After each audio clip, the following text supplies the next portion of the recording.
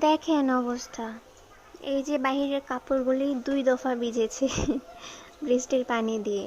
তো আমি 9টার পর, 9:30 আর 10টার আগে, 9:30টার পর আর 10টার আগে হচ্ছে কাপড়গুলি ভিজেছিলাম, 9:45 কি 9:50-এর দিকে মেবি আর কি।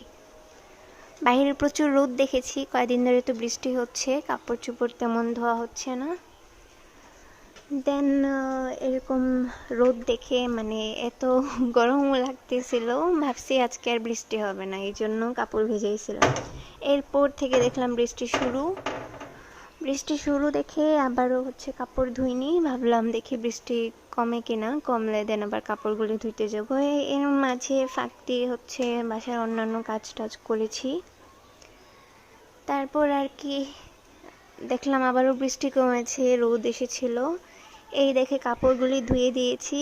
এরই মাঝে 2 দফা বৃষ্টি এসে আমার কাপড় আবারও ভিজিয়ে দিয়েছে, মানে ভিজা কাপড়কে ভিজিয়েছে, কি মজা পেয়েছে আল্লাহই জানে। যাই হোক, এখন আবারও বৃষ্টি কমেছে,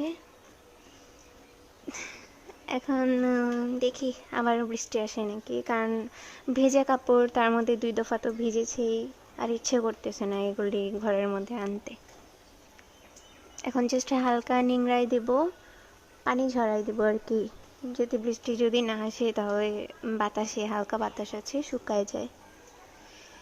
এই হচ্ছে বৃষ্টিময় জীবন, বাট বৃষ্টি ভালো লাগে।